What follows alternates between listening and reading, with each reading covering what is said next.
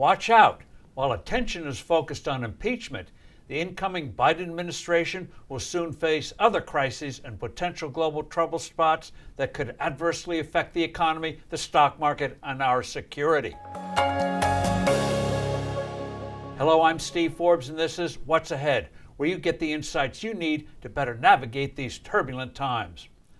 Our new president will have his hands full with foreign policy problems when he takes office on January 20th. One flare-up is coming to our southern border via Central America and Mexico. President-elect Biden is seen as a dove on immigration. Moreover, the damage wrought on Central American economies by both COVID-19 and natural disasters is prompting people to consider trekking north to the U.S. During the campaign, Democrats promised to immediately revoke Trump measures aimed at stopping waves of people flocking to our borders. Biden officials are now backtracking on those promised repeals, but it looks like a humanitarian border crisis is looming. Another hot spot is Iraq. The country is going bust because of low oil prices and sheer government ineptitude and corruption. A crisis here will give Iran an opening to arm militias and gain sway over this oil-producing nation. A triumph of the outgoing administration has been curbing Iran's imperialist designs in the Middle East. What will President-elect Biden, previously an appeaser of Iran's terrorist regime, do now?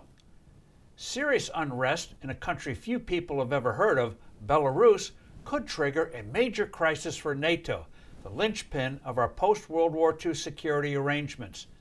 People in Belarus want to be rid of their longtime dictator, who last year rigged a presidential election, thereby sparking riots.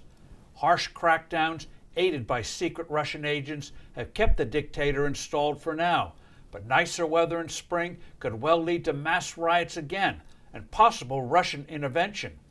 What if Putin, in an attempt to thoroughly humiliate NATO, temporarily send Russian forces into neighboring Lithuania to deal with Belarusian bandits? Under NATO, we would be obliged to send in armed forces.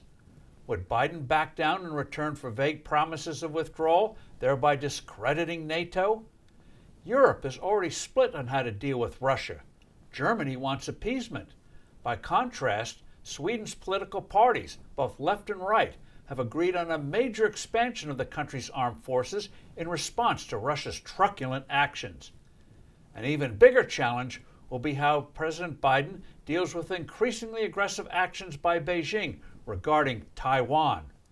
Will he stand by if China attempts to do to Taiwan what it did to Hong Kong? Such passivity would have devastating repercussions in Asia and the world. It would undermine any U.S. credibility to curb global ambitions of both China and Russia. Our next president will not be lacking for extremely serious difficulties.